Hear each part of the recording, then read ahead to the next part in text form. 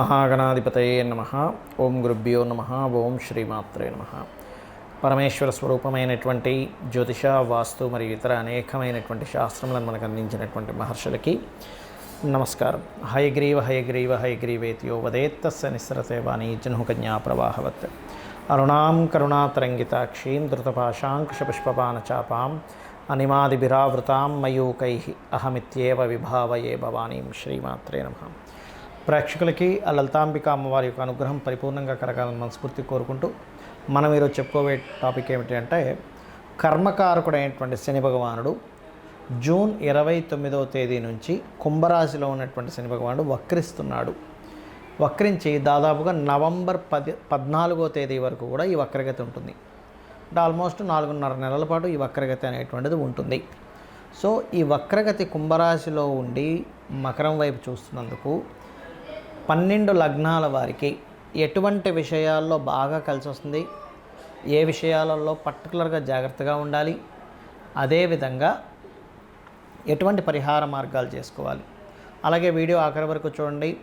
లగ్నం కానీ నక్షత్రం కానీ రాశి కానీ తెలియని వారు, ఒకవేళ ఏలినాడు శని, అర్ధాష్టమి శని, అష్టమి శని నడుస్తున్నటువంటి వారు ఎటువంటి పరిహారాలు చేసుకోవాలనేటువంటి విషయం కూడా నేను మీకు చెప్తాను. కర్కాటక లగ్నము, కర్కాటక రాశి. కర్కాటకం వారి కనుక చూసుకున్నట్లయితే ఈ శని యొక్క వక్ర స్థితి ఎటువంటి లాభాలను ఇవ్వబోతుందో చెప్తానని మీకు ముందుగా. ఇది గతంలో మిస్అండర్స్టాండింగ్స్, మిస్కమ్యూనికేషన్స్, ఇద్దరు మిత్రుల వల్ల మధ్యలో కావచ్చు, భార్యాభర్తల మధ్యన కావచ్చు, అయినటువంటి మిస్కమ్యూనికేషన్స్ని కర్కాటకం రాశి వారికి అది క్లియర్ చేయనుంది, గుర్తుపెట్టుకోండి. అలాగే భూమి మూలంగా, గృహం మూలంగా, వాహనం మూలంగా మీకు ఖచ్చితమైనటువంటి లాభాలు రాబోతున్నాయి శని యొక్క వక్రి వల్ల.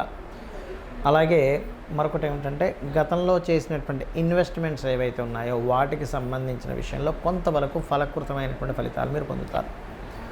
అదేవిధంగా ఒక సంబంధం ముందుకు వెళ్ళిపోయింది, ఇంకా వాళ్ళు రారేమో అనుకున్నది, మళ్ళీ సంబంధాలు వెనక్కి వచ్చి అడిగేటువంటి ఛాన్సెస్ ఎక్కువగా ఇస్తుంది శని వక్రి. కాకపోతే ఆ యొక్క విషయాలు కొంచెం స్లోగా మూమెంట్ అవుతూ ఉంటాయి.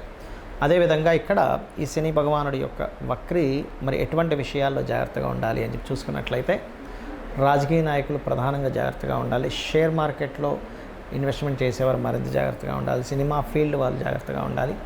జాబ్ సంబంధించిన విషయంలో తొందరపాటు పడి అనాలోచితంగా ఉద్యోగాలు మానేసే యోగాన్ని శని వక్రిస్తుంది కాబట్టి ఈ యొక్క విషయాల్లో కాస్త జాగ్రత్తగా ఉండండి. మరియు రుణాలు ఎవరికి పడితే వాళ్ళకి ఇవ్వడం, ఎవరి దగ్గర పడితే వాళ్ళ దగ్గర రుణం తీసుకోవడం అనేటువంటిది కాస్త ఈ విషయంలో చాలా కేర్గా ఉండాలి. మరియు దీంతోపాటు కాస్త తండ్రి గారి ఆరోగ్య సంబంధించిన విషయంలో, లేదా తండ్రి గారు చేసిన అప్పుకు సంబంధించిన విషయంలో మీకు కొంత స్ట్రెస్ వస్తుంది శని వక్రి వల్ల. మరి దీనికి ఏమిటి పరిహార మార్గం ఏమిటి అని చెప్పి చూసుకున్నట్లయితే, ప్రధానంగా మీరు గమనించుకున్నట్లయితే మీకు దగ్గరలో ఉండే నదులు ఏమైనా ఉంటే అక్కడికి వెళ్ళి నీళ్ళ లోపల ఆ యొక్క దీపాన్ని వదలడం అనేటువంటిది చేయండి. లేదు మనకి దగ్గరలో నది అట్లాంటివి ఏమీ లేవనుకుంటే చిన్న టబ్ లాంటి దాంట్లో కూడా వాటర్లో దీపం వదలవచ్చు. మరియు దీంతోపాటు ప్రధానంగా మీరు ఆంజనేయ స్వామి, సుబ్రహ్మణ్యేశ్వర స్వామి ఆరాధన చేసుకుంటూ, పర్టికులర్గా ఈ అష్టమ శని యొక్క ప్రభావం తగ్గుతుంది కర్కాటకం వారికి శని వక్రి వల్ల. అంటే ఇన్ని రోజులు లేట్ అవుతున్నటువంటి అంశాలు కొంచెం మూమెంట్ అనేటువంటిది వస్తుంది. అదేవిధంగా ఎప్పుడైతే మీరు ఈ ఆంజనేయ స్వామి ఆలయానికి, సుబ్రహ్మణ్యేశ్వర స్వామి ఆలయానికి రావి చెట్టు చుట్టూ ప్రదక్షిణాలు చేయడము, గోవుకి బెల్లము తినిపించడము, ఇటువంటివి కనుక చేస్తున్నట్లయితే మీకు 100% ఈ వక్రగతి వల్ల అష్టమశని ప్రభావం తగ్గుతున్నందుకు 100% మీకు బాగుండడం జరుగుతుంది. చాలామందికి జాతక చక్రం అనేటువంటిది ఉండదు. ఒక్కోసారి చక్రం లేనప్పుడు ఏలినాడు శని నడుస్తుందా లేదా శని మహాదశ నడుస్తుందా, లేకపోతే అర్ధాష్టమి శని, అష్టమి శని నడుస్తుందా అనేటువంటిది అర్థం కాదు. అలాంటి వాళ్ళకి సిమ్టమ్ ఏమిటి అసలు మీకు అంటే, ఒకటే గుర్తుపెట్టుకోండి, పనులు ఆలస్యంగా అవుతుంటాయి కానీ ఖచ్చితంగా అవుతాయి. ఇది గుర్తుపెట్టుకోండి. ఎప్పుడైనా శని యొక్క రిజల్ట్ ఎలా ఉంటుందంటే, ఆలస్యంగా అవుతాయి కానీ ఖచ్చితంగా అవుతాయి. ఇంకొక గమ్మత్తైన విషయం ఏంటంటే, ఏలినాడు శని, అర్ధాష్టమి శని, అష్టమి శని ఉన్నప్పుడు చాలామందికి ఉన్నటువంటి అపోహ ఏమిటి అంటే, వివాహం అవ్వమేమో అనుకుంటారు, జాబ్ రాదేమో అనుకుంటారు, రాజకీయాల్లో గెలవమేమో అనుకుంటారు. కాదు, గుర్తుపెట్టుకోండి, రాజకీయాల్లో చక్కగా రాణిస్తారు, అందులో ఎటువంటి సందేహం లేదు. వివాహంలోనే చక్కగా మీరు సక్సెస్, అంటే వివాహ సంబంధాలు కుదురుతాయి, జాబ్స్ కూడా వస్తాయి. ఎందుకంటే శని శ్రమకారకుడు, శ్రమనివ్వాలి. కాబట్టి ఆ శ్రమ రాజకీయాల్లో గెలిచిన వాడికి ఉంటుంది కానీ ఓడిన వాడికి ఉండదండి. ఎందుకంటే ఖాళీగా ఉంటాడు. అదే గెలిచిన వాడికి బోల్డ్ అంత వర్క్ ఉంటుంది రాజకీయాల్లో, అటు ఇటు తిరగడం హడావిడి ఉంటుంది. మనం అనుకుంటాం రాజకీయ నాయకులు అంటే ఏదో ఖాళీగా కూర్చుంటారని కాదు, బోల్డ్ అంత పని ఉంటుంది వాళ్ళకి. అలాగే వివాహం అయితేనే ఎక్కువగా వాళ్ళకి బాధ్యతలు ఇవన్నీ పెరుగుతాయి. చాలామంది సంతానం కూడా కలగదనుకుంటారు, కాదు, పర్టికులర్గా శని యొక్క ప్రభావం వల్లే సంతానం కూడా కలుగుతారు, ఇది గుర్తుపెట్టుకోండి.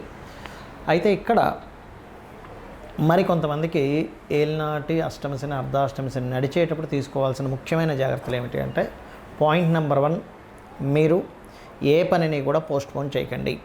మీరు ఎంత పోస్ట్పోన్ చేస్తూ ఉన్నారో వరకు శని యొక్క నెగటివ్ ఎఫెక్ట్ అంత పెరుగుతూ ఉంటుంది. మీరు ఎంత త్వరగా మీ యొక్క పనులు ముగించుకుంటూ ఉంటే శని యొక్క బ్యాడ్ ఎఫెక్ట్ తగ్గడం, పాజిటివ్ ఎఫెక్ట్ పెరగడం జరుగుతుంది. పాయింట్ నెంబర్ 2, మధ్యాహ్నం పూట అసలు నిద్రపోకండి.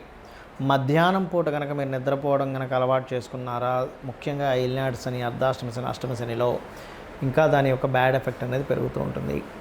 వీలైనంత మటుకు త్వరగా నిద్ర లేవడం, కాస్త నైట్ టైం కొంచెం త్వరగా నిద్రపోయి ఉదయం త్వరగా నిద్ర లేవడం, ఎక్సర్సైజ్ చేయడం, వాకింగ్ చేయడం చేస్తూ ఉన్నట్లయితే బ్రహ్మాండంగా కలిసి వస్తుంది. అలాగే ఆలయాలు పర్టికులర్గా మీరు ఆంజనేయ స్వామి ఆలయము, సుబ్రహ్మణ్యేశ్వర స్వామి ఆలయము, అదేవిధంగా నరసింహస్వామి ఆలయము, గణపతి ఆలయము, లేదా రావి చుట్టూ ప్రదక్షిణాలు, సర్పాలయాలు ఉంటాయి.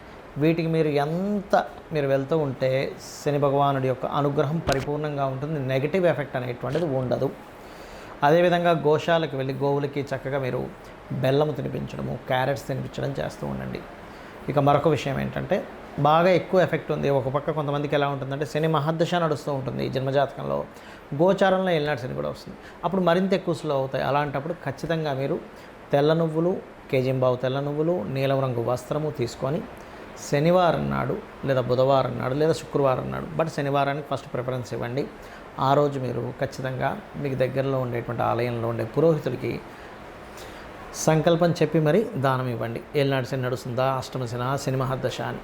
అలాగే మరొక విషయం ఏంటంటే, శని ఎవరి మీద పగబట్టాడు, ఇది బాగా గుర్తుపెట్టుకోండి. శని పట్టింది, శనిలా తగిలాడు, ఇట్లాంటి మాటలు మాట్లాడదు, చాలా పెద్ద దోషం. ఎందుకంటే శని తన కర్మ తను చేసుకుంటూ వెళ్ళిపోతున్నాడు, మనకి ఏదైతే కర్మ ఉందో ఆయన అందిస్తూ వెళ్తుంటాడు.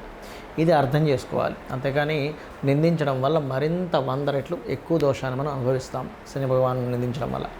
అలాగే మరొక విషయం ఏంటంటే, ఇక్కడ హోమాలకు ఎక్కువ అటెండ్ అవ్వండి. వీలైతే ఎక్కువ ప్రభావం ఉన్నవారు చండీ హోమం చేసుకుంటే ఖచ్చితంగా దాని ప్రభావం మీకు కనబడుతుంది, కళ్ళకట్టినట్టుగా పాజిటివ్గా.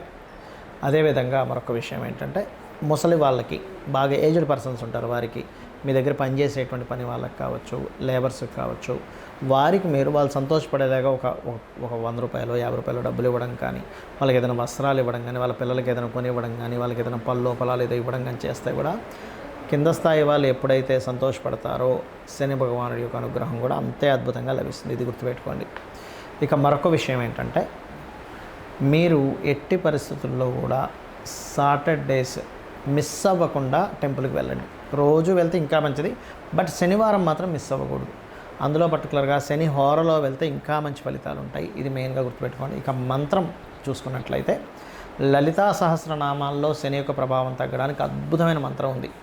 ఏమిటా అద్భుతమైన మంత్రము అంటే, ఓం అనాకలిత సాదృశ్య చుబుకశ్రీ విరాజితాయై నమః. ఇది చేసుకోవచ్చు. ఆంజనేయ స్వామికి మంత్రం, ఒక అద్భుతమైన మంత్రం ఉంది. అదేమిటి అంటే, ఓం హరి మర్కటాయ నమః. అద్భుతమైన మంత్రం అండి. లేదా ఇంకొకటి కూడా చేసుకోవచ్చు, స్కంద ఉపాసకులు ఉంటే కనుక ఓం స్కందాయ నమః. అద్భుతంగా పనిచేస్తుంది, అన్ని విధాలా మీకు బాగుంటుంది. శ్రీమాత్రే నమః.